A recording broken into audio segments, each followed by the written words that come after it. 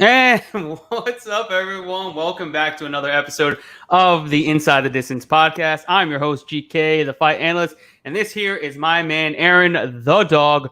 What's up, man? How's it going? Just starting off the podcast with my mom calling me, so I'm just gonna say I'm on, starting the podcast.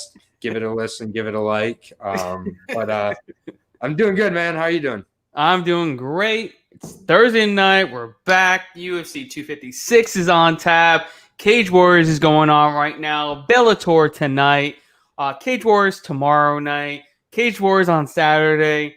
We got nonstop action. We have Anthony Joshua on Saturday as well. Nonstop combat sports week. I'm excited. Yeah, likewise. I'm excited and I'm kind of sad because unfortunately sometimes one of my issues is I look ahead too much and I'm realizing we're like 2 weeks away from like no MMA for like 3 weeks. So yeah, I know. Very, very. Very. I don't know what I'm gonna do. I'm dreading that. I don't know what to do. We're gonna do something. We're gonna have to figure out something. We're gonna make a podcast in between those 3 weeks where we will be here, guys. We'll give you some type of content. We'll definitely figure out something. But it's still like, I mean, we'll have the NFL playoffs starting around that time. College basketball should still be around. College football. NBA is coming back too. But none of it is fighting at the end of the day. That's true. There's the occasional Saturday without fights where I have to watch a boxing match. Notice I say match, not fight. And yeah, I mean, they are matches. They are. I like fights. So I'm glad to be here tonight. Once again, us going late in the week, we are going to not have to cover shitty fights that never maybe should have happened anyway. No offense. That's true. But That's true. Spivak and Jacob, is it? Or Jared? Jared Vandera. Vandera. It's off the card due to a COVID test by Jared Vandera. So lost 4 fights. Damn, yeah, 4 fights this week. Including 3 fights last week, but yeah, including our star, Savage Robertson, who she is fighting next week. I'm not allowed to call her Jillian anymore, so she is officially just Savage Robertson. Oh, really? Chaos Williams can get it after 2 fights and not even earning it. He just walks in with his name is actual Chaos.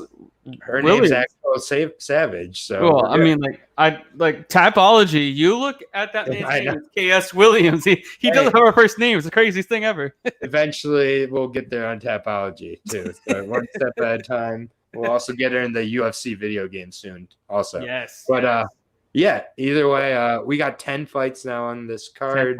10 fights. But before we get into it, we have to recap our beautiful fucking performance last weekend, where we cashed every fucking bet, guys. Every bet we hit last weekend. So I know a lot of people did really well as well. So kudos to everybody on Twitter, Facebook, whatever. All the cappers did very well last weekend, and everybody made a lot of money, and that's the main goal here, man. But as far as who the hell was the main? I don't remember the main event.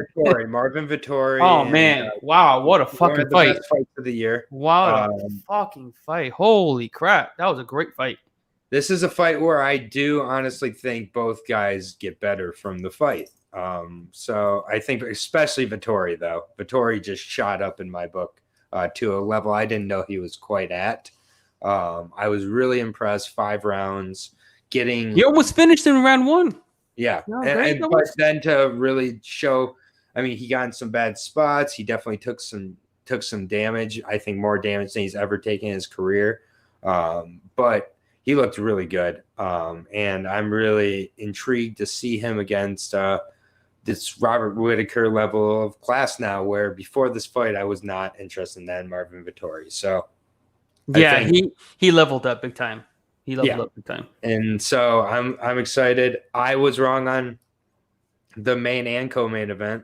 So the dog name goes to 5-2 now. Man. OSP is going to be cut, I believe. I don't think so, man. And it's just. But he's 1-1 as his last 2. How are you going to cut him, man? I'm not saying yet. I'm saying he's heading towards being cut. I do agree with that, though. It's really hard. I mean, missed weight for the first time in his career. Yep.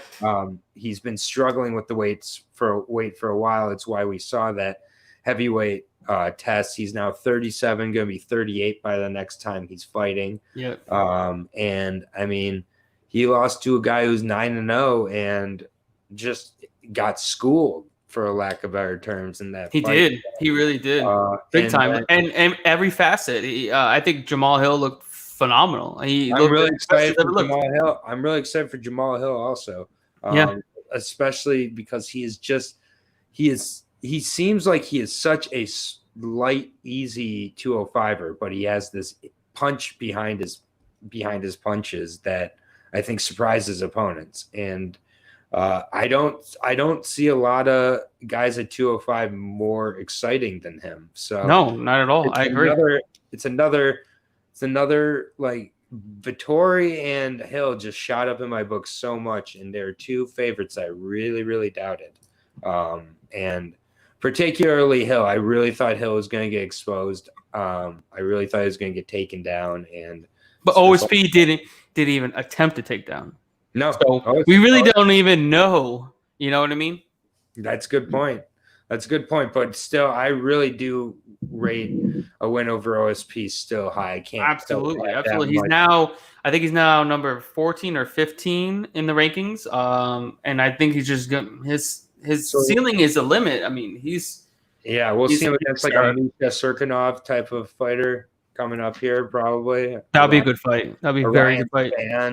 I mean, Ryan Spann, I'm hammering Hill. Oh, yeah. I agree. But Hill should be a massive favorite in that fight, too, I believe. Yeah. So, but anyways, I'm excited to break down this card as well. So we're always excited to break down cards, whether we got 10 fights, whether we got 8 fights last week. But yeah, here we are. Let's get right down to it. On the prelims, the first fight up, we have a fight at 145 pounds between Chase Hooper and Peter Barrett. Right now, Hooper is a massive minus 335 favorite, and the comeback on Peter Barrett is a plus 275 underdog. Who do you got? Hey, well, Peter Barrett was a plus 375 his last time out, so there's that. It's increasing. Yeah, he's getting better. He's improving. He's improving with every loss he's got. Yeah, Peter Barrett, 34-year-old scrapper, I guess you could say. He's been submitted a few times in his career by some not great guys, including TJ Brown. Yep.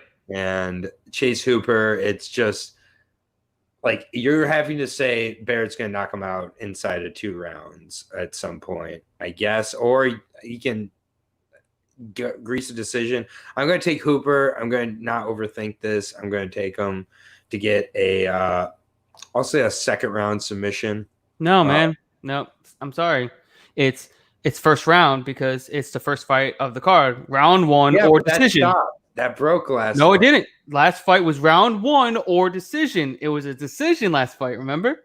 Was it okay? Well, it went to a decision. It's still alive, guys. It's still alive. It's the craziest thing ever. If you go back, I think only one time in the last 2 or 3 or 4 months that there was a finish. Yeah, I'll take round 1. I'll take round 1. Fine. You know, it's the craziest thing.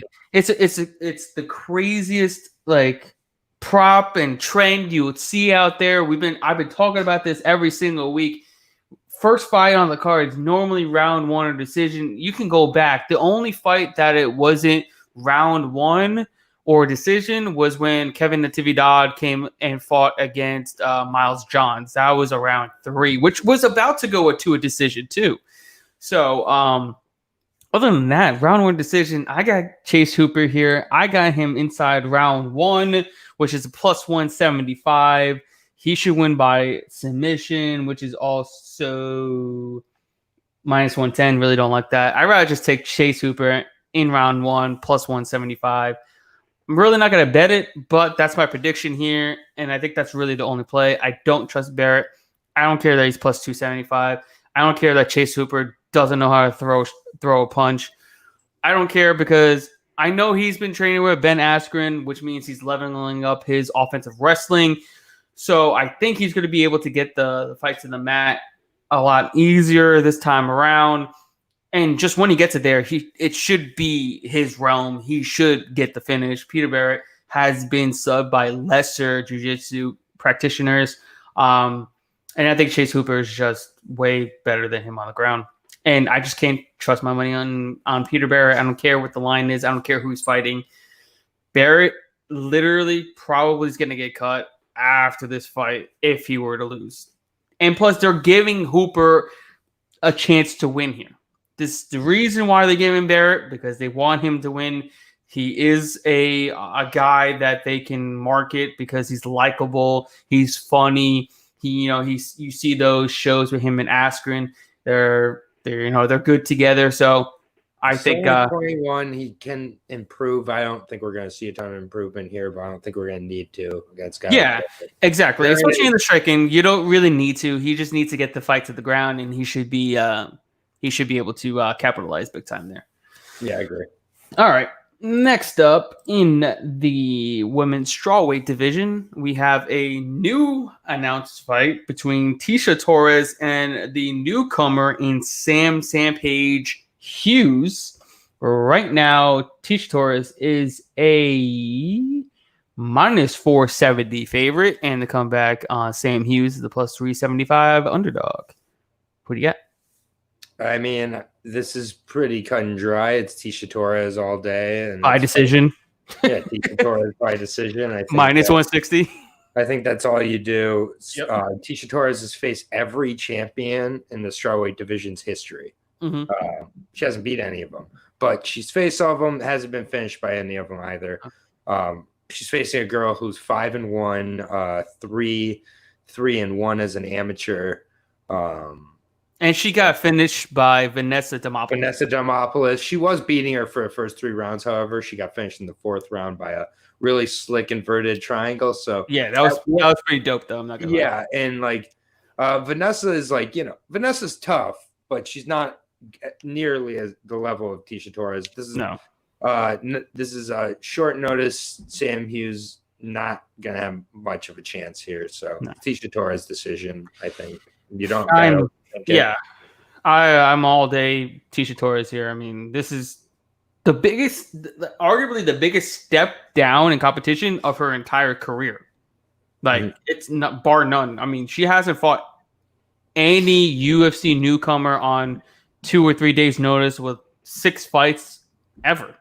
This is, I think just Tisha Torres is just the experience, who she's fought, who she's even beaten as well. She used to be one of the top strawweights. I still think she's really good. She's extremely strong. She's extremely durable. The output, just everything. Sam Hughes has not faced anybody even remotely on the same level as Tisha Torres, and she's in for a rude awakening here. I do like Sam Hughes as a prospect. I do think she's a good signing. I just think she's a tough debut. Yeah, no, it's an extremely tough debut. I just think she needs more time. And it would have been better if she just got a little bit more before taking this massive step up in competition against Tisha Torres. But unfortunately, you got to take these kind of fights to get your name out there, to get into the UFC. And she did just that. And I give her kudos for taking such an extremely hard fight on super short notice. But I'm taking Tisha Torres here to win a decision, minus 160. Yeah, I do agree with you. I do see there being a chance at a finish, but honestly, minus 160 against Sam Hughes, I'll take the chance to get to a decision. Yeah, agree. All right, next up, this is arguably one of the best fights on the card, I think. In the featherweight division between Billy Quarantillo, and Gavin Tucker. Right now, Billy Q is a minus 160 favorite, and the comeback on Gavin Tucker is a plus 140 underdog. Who do you got? Yeah, I really like this fight. It's a really good matchup. I think it's going to be potential fight of the night for sure. Agreed. Billy Quintero, though, it's kind of the same prediction you can have for most Billy Q fights. Maybe a close, rocky first round. After that, it's Billy all day. He's gonna, Yes. Yeah. Exactly. He's just the cardio compared to Tucker, who has shown, I think, some issues in that department, anyways. And both guys have shown they get hurt in the first round. So, but I think I wait to bet this live, see if I can get a better price on Billy Q, and bet it after round one. Yes, I 110% agree with you. Billy Q live after round one sounds delightful. There's a really good chance that he loses round one. And I'm going to take Billy Q in round two. Should be plus money, hopefully. Mm-hmm. But yeah, this is a really good live betting scenario. But if you don't have live betting, I still think you could bet on Billy Q at minus 160. I still think it's a good line. Unfortunately, we missed the boat at minus 135 earlier in the week, but it is what it is. I still have Billy Q winning, probably via decision. I think these two guys are very tough enough to not get finished here. They're both high-level jiu-jitsu practitioners, so I don't think either guy is going to get subbed. I know Tucker is a black belt, and I believe Billy Q is a brown belt or just new black belt. They're both pretty good on the mat, so I think it's going to cancel each other out. It's going to come down to the toughness and the cardio of the two. And I think Billy Q definitely has those edges in this fight. Agreed. All right. Next up, another great fight. I mean, this, even though we have like 10 fights, majority of these fights are worth the right one got canceled with it being Spivak and yeah, exactly. I mean, like now, literally every fight is worth watching. Like these were the top 10 fights of this card. So at least we got nonstop action throughout this entire fight card. So, all right. So next up in the lightweight division, we have a fight between Renato Moicano and Rafael Fiziev. Right now, Fiziev is a minus 150 favorite, and the comeback on Moicano is a plus 130 underdog. Who do you got? Y'all must have forgotten about what up, Dave? Y'all must have forgotten about my boy Moicano. What is this? What is this? What is this line? This line is nonsense. I have Moicano here for sure. It's recency bias. It's definitely beyond recency bias, though. I don't understand it at all. Plus 135 for Moicano sounds absolutely lovely. I really should have made my name Moicano dog this week. I should have. I just didn't. Just feeling shaken after OSP last week, though. Moicano, only 31 years old, moved up to 155 in his last fight, or back to 155. I think he'd fought at lightweight previous in his career. Looked excellent against Hadzovic in those 45 seconds. But, I mean, this is a guy who has gotten into absolute wars and won them against guys like Jeremy Stevens, against guys like Calvin Kattar, who people seem to have forgotten about because he hasn't fought in the last 2 weeks. So now that doesn't matter. But it's like I really think that Moicano at 155 looks a lot better. I get it. Fiziev has 100% takedown rate. I do think Moicano will get this to the ground in this fight, however, at points. And I do think on the feet that Moicano's leg kicks are going to be really, really key. Fiziev is a good striker. He's got those awesome, whatever that is, back matrix thing, which is great. I mean, but Moicano is not going to be throwing roundhouses at him. He's going to be throwing lead leg kicks, inside leg kicks, things like that. So, and mixing it up. And I do think he's going to be able to get him down to the ground. I do think he can possibly even submit him as well. Fiziev 8-1. Really, this is just this is the dog on the card. In my opinion, I'm stamping it. Aaron's dog seal of approval. So you're a Moicano dog this week. Yeah, I'm a Moicano dog. I should have changed it. Maybe I will as we go here, but I got Moicano. I do think it goes to decision most likely either way. So I think betting the over 1.5 or 2.5 is not a bad idea either. I think this is a really good fight at the end of the day. They have the over 1.5 lined at -240 and the over 2.5 at -130. I don't mind that.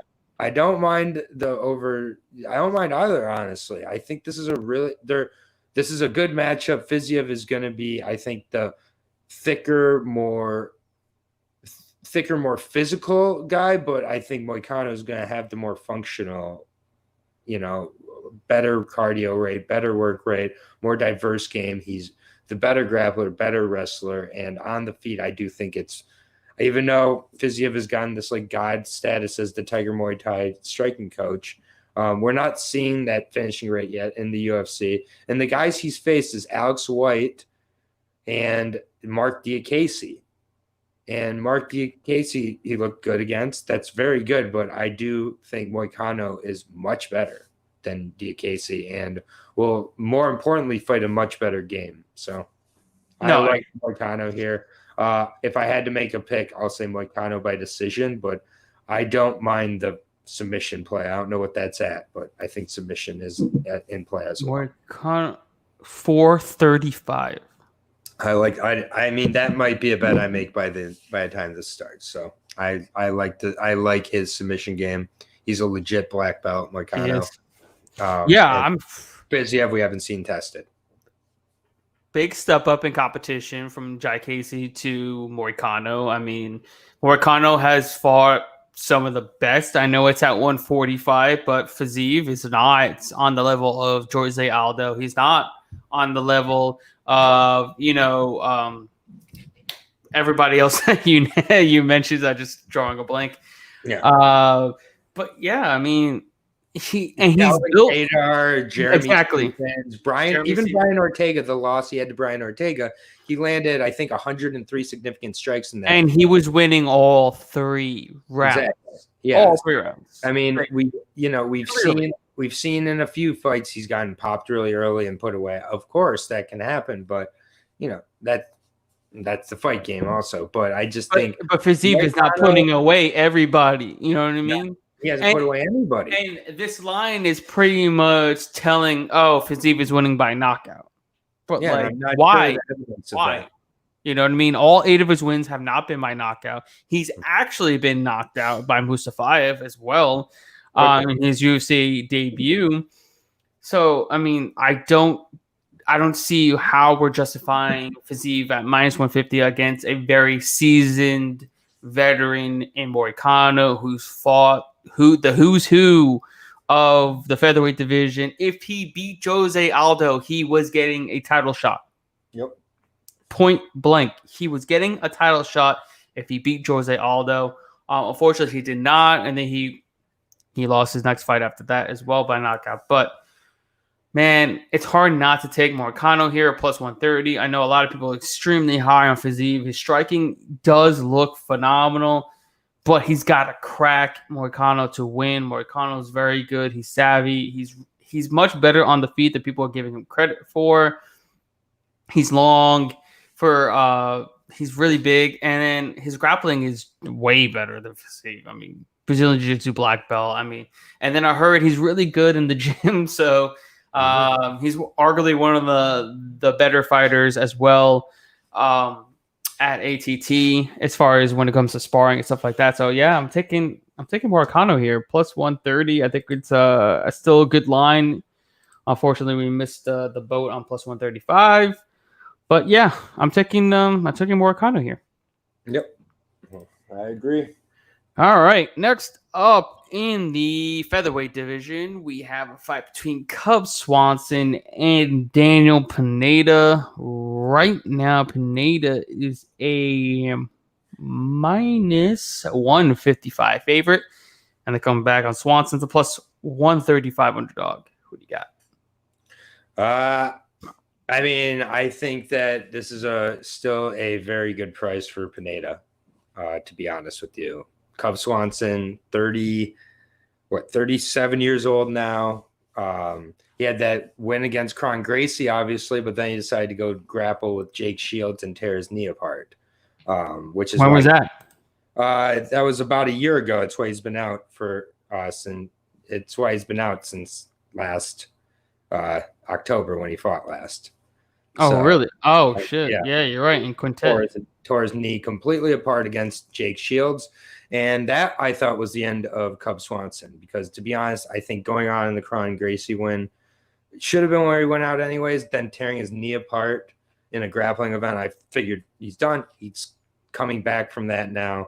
Facing, still feeling the effects of his juicy juice, Daniel Pineda. I get that he's getting juicy juice. I get that he's getting tested by USADA now, but he is still getting the benefits from why he wasn't able to fight for $1 million in PFL, which was steroids. And he looked excellent against Herbert Burns. He really did. He's been in the UFC before. I know he's not super young himself. I believe he's like 33, 34 himself. But, I mean, you look he's at 35. 35. You look at the miles. Both guys have been finished quite a bit. Again, Cub Swanson coming off this knee injury and everything. I'm shocked the line isn't wider. I think minus 155 is so perfectly fine for Pineda. I think he probably finishes him. I'm betting on Swanson's done. That's me. Considering that, Pineda has never seen the judges, right, ever since 2014.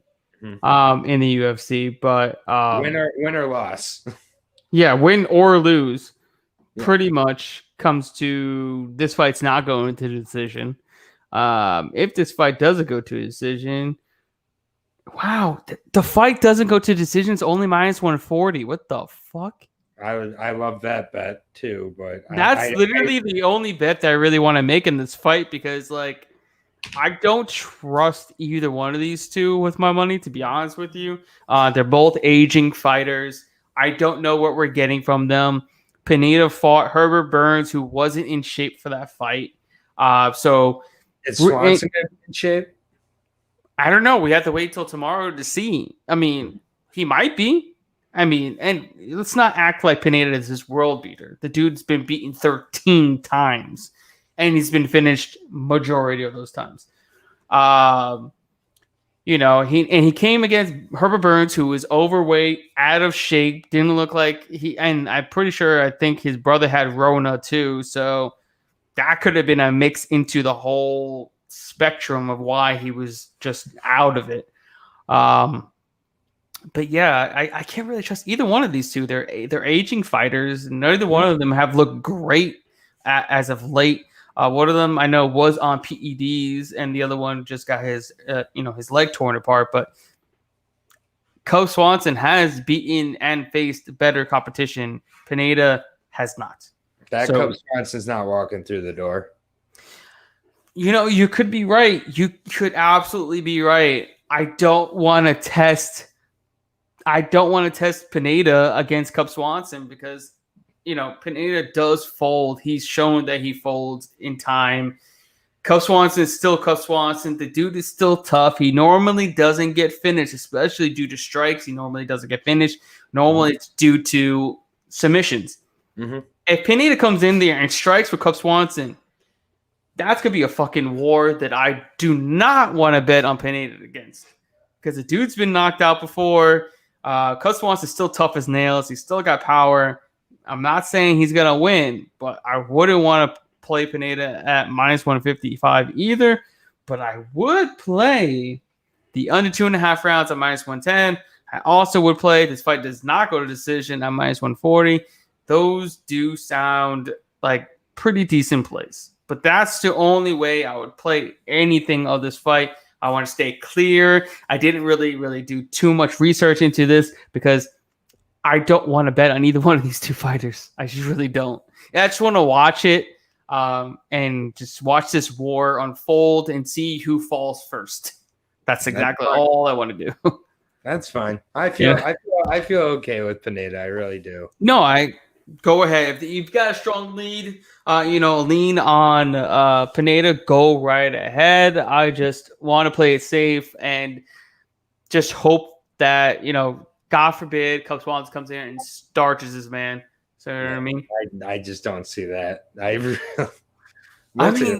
We never know. You're talking about a guy that's been finished numerous times and different ways of being finished as well, but you never know. All right. We're going to see gloves in the middle of the octagon after this. Yeah, you never know. I don't know. I hope not, because I do like Cub Swanson. But all right, we're finally on the main card.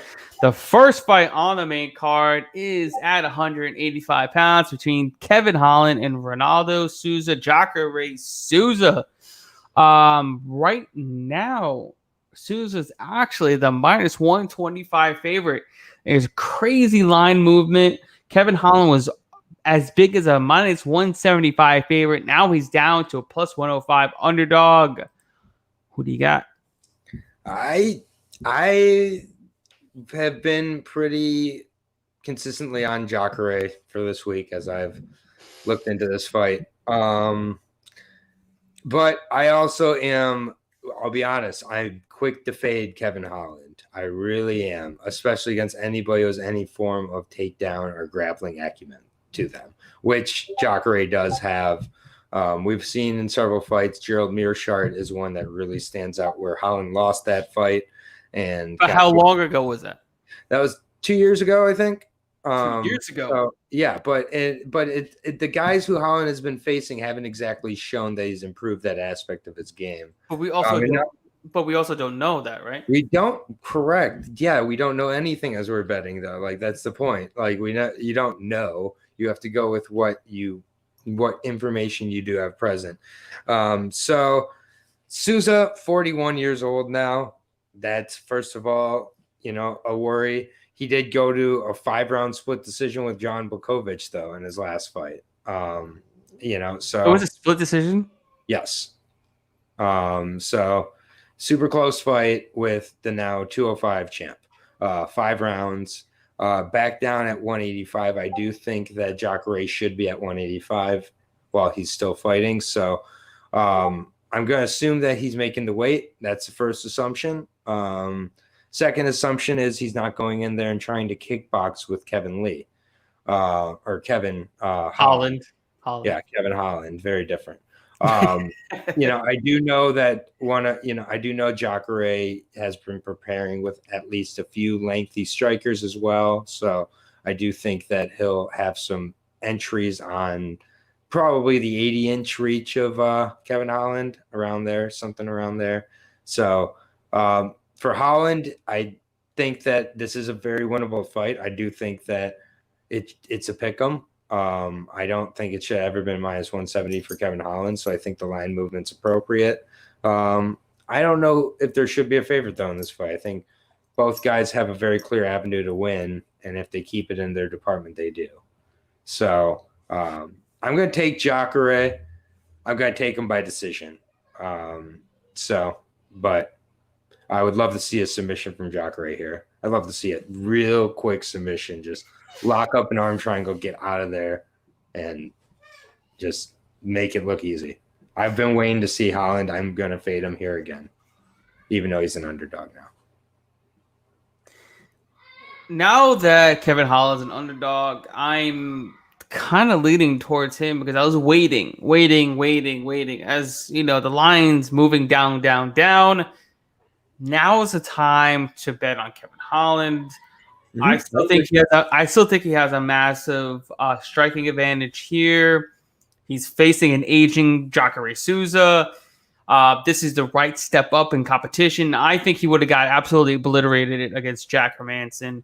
So I'm kind of glad that he did not fight, Jack there. So, but yeah, this is a decent step up in competition. Jacare has not looked great as of late. I don't think he has the offensive grappling that he used to have. He's 41 years old now. He's slowed down considerably. I don't think that Blachowicz fight was even remotely close. Jacare, all he was doing was hugging Blachowicz against the cage. I remember that vividly. It shouldn't have been a split decision. I think Blachowicz won majority of that fight.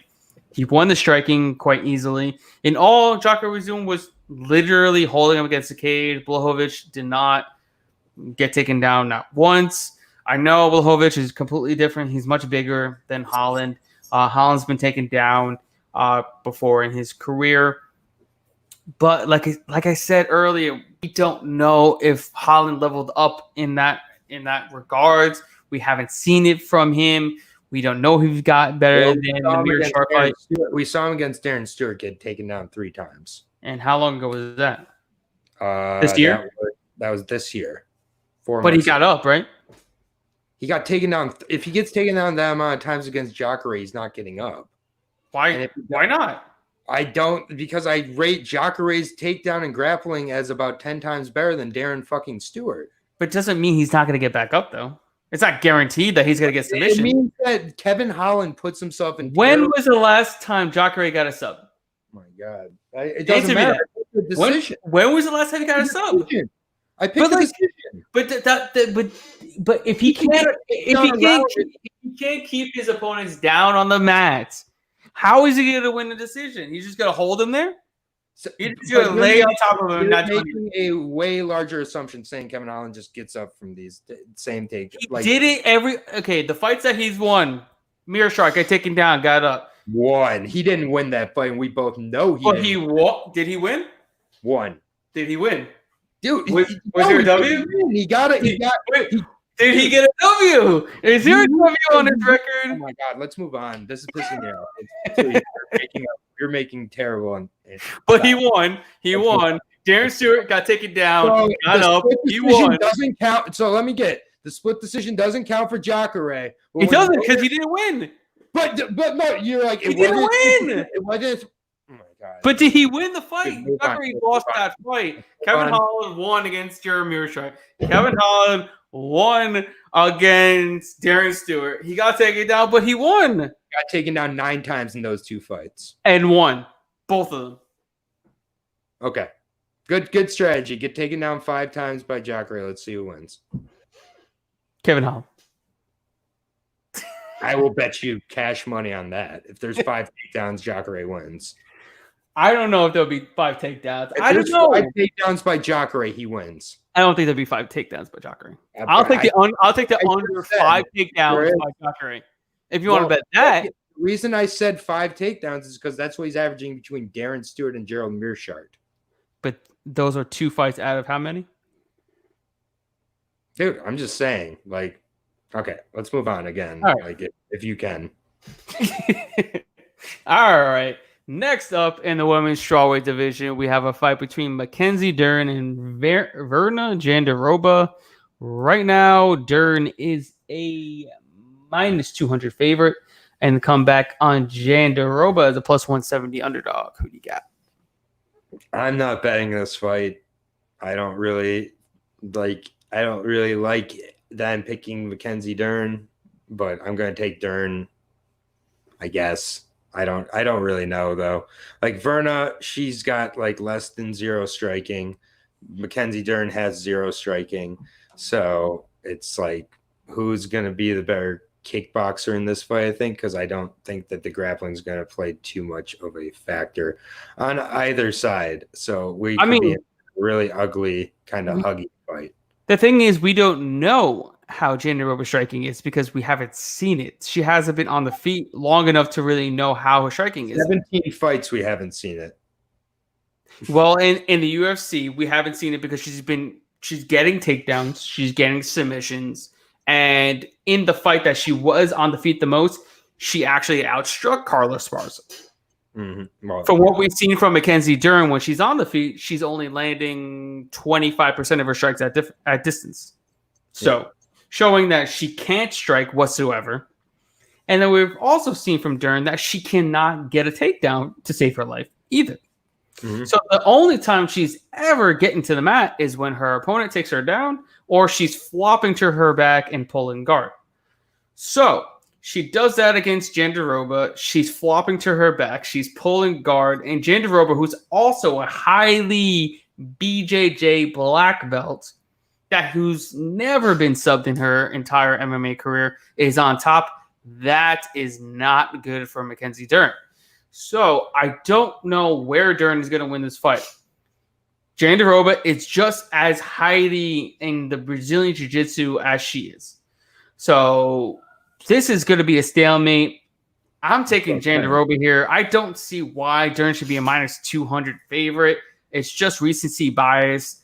And, you know, she is who she is. People want to bet her. She's a fan favorite.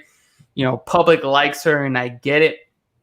But I'm taking the Invicta FC strawweight champion. I'm taking the one that's fought much better competition, the one who's beaten the far better competition.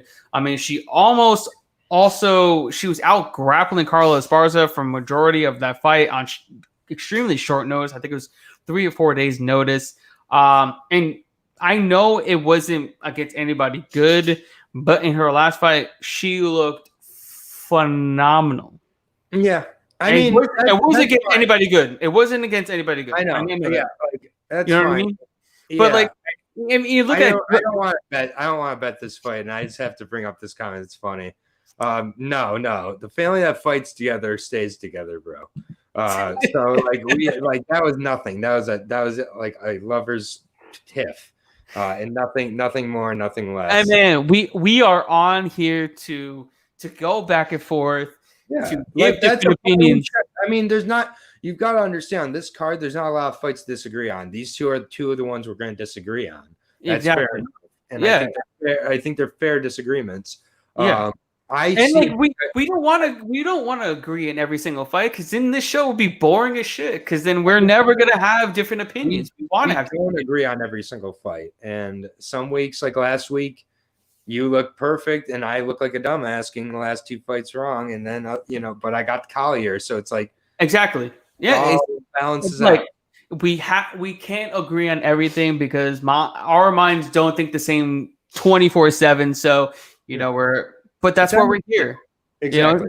I hear this fight. I have a strong feeling we're going to be hearing 29-28 in both ladies' names as the scorecards are going. I could definitely see that. That's definitely possible. It's going to be a close fight. And considering it's going to be a close fight, I'm going to take the sizable dog at plus 170. I mean, it's worth a shot. I mean, it's fair. I'm like I said, the only thing I would bet is over 2.5, maybe, if that is a decent price. What is that price? Because I don't see either of these ladies finishing the other. I just don't. 2.5 is minus 140. It's actually a pretty decent line. It splits the difference. It splits the difference right there, and you get the price that. I think that's a really good line. And then also, I would maybe even live bet the situation, considering just so you can see how the first round plays out, see who's doing what, how the strength is compared to just the over, because I do think Verna will be the stronger fighter. I don't know who at 115 besides Tatiana Suarez she's not stronger than. Agreed. So Verna's just a freak. She is. She's bigger. She's stronger. I don't know. Like I like that price initially too, and I don't know. Maybe I'm psyching myself out here, but I don't want to. I just don't feel like betting a split decision, which is why I feel like I'm betting.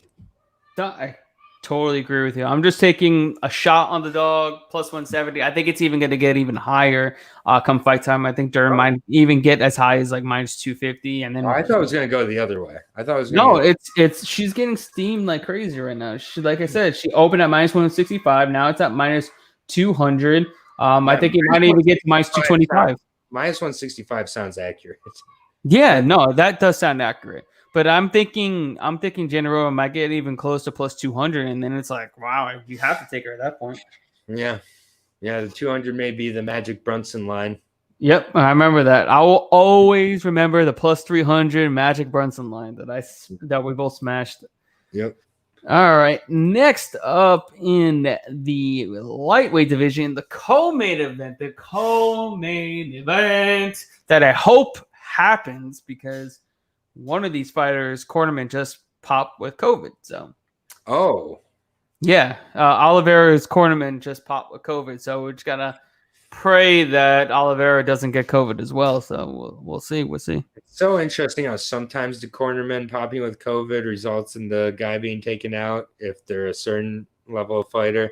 Then other times, like, no, keep going. And I think this is the instance because they're like, shit, we can't We can't let this taken off. No, they can't lose this. Exactly. They need this. They're trying to sell you on paying $70 two times in a month. To watch this fight. Yeah. Yeah, not to pay for Figueiredo twice in a month. No, they're definitely making you pay just to watch Tony Ferguson take on Charles Oliveira. Yep. All right. So we got Tony Ferguson taking on Charles Oliveira in the lightweight division. Right now, Tony Ferguson is minus 170 favorite, and the comeback on Oliveira is a plus 150 underdog. Who you got? I think this is a good fight. It's an interesting fight. I think that there is a chance that Gaethje beating is the beating that begins the real downfall of a fighter who's taken a lot of damage in both wins and losses for a while here anyways in Tony Ferguson. He's also had a lot of injuries as well. He's 37, I believe now. Tony Ferguson, right? I think so. Yeah, he's around there. He's 37, and like, you're starting to see pictures of him, and he looks like he's 37. Like he's starting to look a little bit older to me for some reason. But this is, I think, a matchup that is geared for Tony Ferguson. I think that the volume on the feet is going to end up being the difference for Tony. I do think Tony's got the better wrestling. Grappling wise, I think Oliveira slightly edges him out. But I think that unless Oliveira is able to rock him early, get him down and submit him, I see this fight as it's getting better and better for Tony. And I see a decision win probably for Tony in this one. I don't see either guy finishing the other one again. I think they're both really good and match up with each other really well skill-wise. I just think it's the volume and I think the wrestling to keep this on the feet that's going to win this one for Tony. Agreed.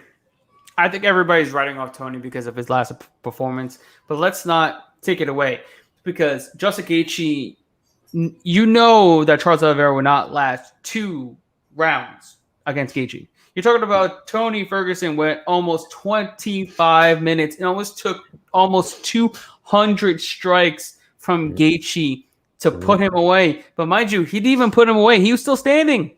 The ref had to stop it. Because if the ref didn't stop it, it was going to a decision, guys. Yep. You're talking about Gaethje would have mauled Charles Oliveira. He would have taken his legs out from underneath him. Those chicken legs that he has will be taken out from underneath him. He would have gotten rocked within the first 2 rounds. Gaethje is an absolute powerhouse striker. And he was not going to get finished via submission by Charles Oliveira either. Also look at who has Charles Oliveira beaten. The best guy he's beaten is Kevin Lee in his entire career. Point blank, he's the best.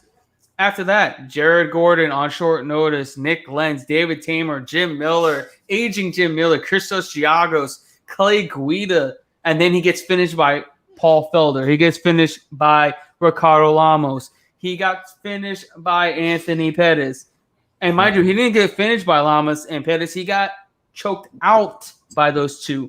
The Brazilian Jiu-Jitsu black belt got choked out by Lamas and Pettis. I know it was 4 years ago, but Tony Ferguson is and just quit as against good. Clay Guida. What? Quit against Clay Guida. Well, I mean, he won against Guida. No, he don't. Didn't he? I thought he lost by a broken jaw in that fight. Am I crazy? Yeah, you're a little bit crazy because he subbed him in round 1. What the fuck? Who am I? No, it might have been against Max Holloway. Okay, yeah. I don't know what I was thinking. Not bad. No, you're good. Okay. But what I'm saying, I'm thinking RDA. My bad. I'm thinking RDA against Clay Guida. All I'm saying is don't write off Tony Ferguson. He's the far better striker. He's one of the best strikers in the division. He's super opportunistic when it comes to his striking as well. Oliveira's lost to good competition. Yeah, that's correct. He lost to all of his good competition except for Kevin Lee. Every single step up in competition, he's lost. Max Holloway, Anthony Pettis, Ricardo Lamas, Paul Felder, every single good fighter he's lost to.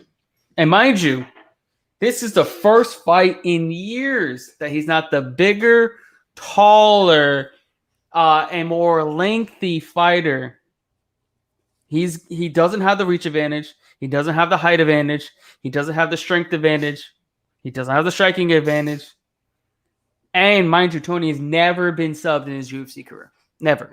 Not once. Yeah, and it's Tony time. I think it's Tony time. I think it's El Cucuy. It's vengeance time, man. He's coming back with vengeance. I think he loves feeling like he's got some doubters too. Going into this one, I think he is kind of a fighter who performs better in that situation. And with all the talk of Michael Chandler, all the talk of Justin Gaethje, all the talk of Dustin Poirier, all the talk of Gaethje, all the talk of Connor, it's like y'all forgotten about El Cucuy. Yeah, so, I mean, and he's like, oh, maybe the dreams of being a lightweight champ is gone, but nah, man, I don't see it that way. If you could just string together 2 to 3 wins against some of these top competitors, he's right back in the mix. And you're giving Charles Oliveira the number 4 ranked spot for what fucking reason? Who has he beaten that you're giving him number 4? You're talking about Tony Ferguson was on an unbeaten streak, 12-0 in 6 years. That's half a decade, people. He was unbeaten for half a decade. And he probably would have been full champion if, the Khabib fights didn't fall through multiple times. The injuries to him didn't happen.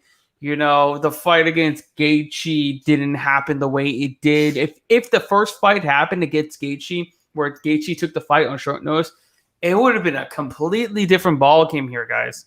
Mm-hmm. Tony could have probably won that first fight. Gaethje is not good on short notice. There's a reason why he doesn't take fights on short notice. It would have been a completely different fight. Don't write off El Cucuy. I just feel strong about him here. And I just don't think I don't think Charles Oliveira has it yet. I just think that Tony is still as good as he is, and you give Charles Oliveira, I just don't think he's as good. I just don't think he's as good as how he's been performing, because his best win is against Kevin Lee, who hasn't won in God knows how fucking long. He's been losing to fucking everybody, and has he not won since Gregor Gillespie in New York City? No, he hasn't. That's his only win in the last forever. Yeah, it's like 1 out of 5 or 1 out of 4. And mind you, that was a freak fucking win. Yeah. When was the last time has Kevin Lee knocked out anyone? Anyone? Yep. He was the only one. Yep. I was at that. It was great. And a doctor stoppage is what he finished at Edson Barboza. The rest have been rear naked chokes or decision. That's it. So let's not think about it, because you're talking about Kevin Lee that lost against Al fucking Iaquinta, guys. And we're all jumping on the Charles Oliveira train because he beat Kevin Lee and he beat a bunch of guys that aren't ranked before him.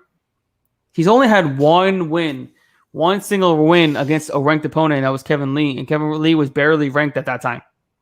Yep. His entire career, we're talking his entire UFC career, he's beaten one ranked opponent, and that's Kevin Lee, who's 1-3, actually 2-4 in his last 6. Come on, guys. Don't write off El Cucuy. He's coming back with a vengeance. I know you guys want to get that dog money on Charles Oliveira, and I get it. You want to ride the dog here. Take El Cucuy. He's going to show up. He's going to get the win. He's going to put his name back in title contention because he's going to dominate this one. I'm telling you guys. Yep. All right. Next up is the main event. We're finally at the main event. I think it's going to be a great main event. We have a fight for the 125-pound title between Deiveson Figueiredo and Brandon Moreno. Both these guys on 21-day turnaround, the quickest turnaround of any champion in UFC history. Deiveson Figueiredo is a -300 favorite, and rightfully so. And the dog, Brandon Moreno, is a +250 underdog. What do you got? Yeah, I do have Figueiredo, and I do think that he can finish Moreno for sure. Moreno is really tough, however. So it's one of the only questions I have is how both guys come into this with the weight cut. Hey, I heard Figueiredo right now or yesterday he was 136. Yeah, so I do think that. So I guess they stayed light for this weight cut. Yeah, which I think is smart, and I think that this could be something that these fighters that maybe make these bigger cuts maybe do more often, is have a couple fights closer together once they make the cut, rather than doing it every few months and letting themselves get bigger and rehire. And I do think Figueiredo has looked better and better in these weight cuts as he's been doing it. So yes, I think that I really do like Figueiredo. I think that over 2.5 rounds could be an interesting bet for him. Yeah, that's what the line is set at. It's at 2.5 rounds at plus 110 actually. Over? Okay, yeah, I like that. And I do like Figueiredo. However, I don't mean to discount Moreno. I do think Moreno's really tough and gotten so much better. He's only been submitted one time, and that was by Pantoja. So, I do think he's really tough. So, but I just think Figueiredo's better. I think Figueiredo finds an opening at some point and cracks him and puts him away. Yeah, I agree. I think he puts him away with a missile right hand. Yeah. We forget. I know Moreno's super fucking tough, but who has he beaten that has any type of power that Figueiredo has? I mean, does anybody have Figueiredo's power? No. That's exactly what I'm trying to say. Yep. So if and Moreno gets hit a ton, he pretty much comes forward and wants to brawl with you. That's going to be a very bad recipe for disaster here against Figueiredo. He's going to want to grapple early, grapple heavy, stay on top, scramble. He needs to get Figueiredo tired. The only time I would ever think about betting Moreno if it gets to the third round, and then I can live bet it, because we don't know what we're gonna get from Figueiredo come round 3, and Moreno's looking from Figueiredo come round 3, and so on. If Moreno's looking fresh, and he's just grappling with Figueiredo, getting on top, scrambling back and forth, so that's the only time I would think about betting Moreno. But I think Figueiredo gets him out of there within the first 2 rounds, just like he did Perez. I feel like he has to get it done early, because the longer the fight goes, I think the better it is for Moreno. Moreno's gone 25 minutes before. He's gone longer in fights. Figueiredo is just finishing people left and right in the first 2 rounds. But ultimately, I think Figueiredo gets to win here within the first 2 rounds, inside the distance. Okay. But if he doesn't, guys, I would look strong and hard at Moreno live betting in round 3 to 5, because it's going to be interesting. What's going on over here? Chico's a little bit hungry here. Chico's taking over. Yeah, I decided to not feed him before this. He's not a fan of that decision. He's like, nah, man, where's my food at? Aaron the dog and Chico the dog. The dog. Yeah, I agree with you, and as does Chico. Yeah. All right. That's at the end of the day, I only have one underdog on this card. So I have like 2. So it's not a big underdog type of night, but it seems chalky. Yeah, there's still money to be made. Just like last week, there was only 8 fights, and we fucking killed it. We're gonna kill it this weekend as well. But yeah, before we go, I need to shout out our sponsor, Manscaped. Guys, head over to manscaped.com. Get the best male grooming products on the market to keep that junk feeling and smelling great. Use promo code TFTA20 for 20% off your order. Christmas is coming up. Maybe you ladies want to get some of your guys some stuff to keep them smelling good. So head over there and get some great products. But my man Aaron, where can everyone find you and your boy Chico? Yeah, you can find me and Chico at Aaron the Dog Guy on Instagram. So I don't shout out that, but Aaron the Dog Guy on Instagram. Aaron Jay Brooks on Twitter. My Twitter hardly ever talks about fights. So if you like learning about stuff besides fights, you can follow me on Twitter. Otherwise, we'll be back here next Thursday. I believe it's a normal time because no. We probably will not be back here next Thursday because I need to announce that I will be live attending Titan FC 66, guys, for Fight Bananas Network. I will be live covering the event, interviews, all that good jazz, results. So you got to stay tuned to Fight Bananas for all Titan FC 66 coverage with Kayla Harrison as being one of the premier fighters on the card. Great card up and down. We have our boy Christian Illustrita. He's on the card. It's going to be a fucking fantastic fight to end the year for Titan NFC. So stay tuned there. So we'll either be here Wednesday or Friday night.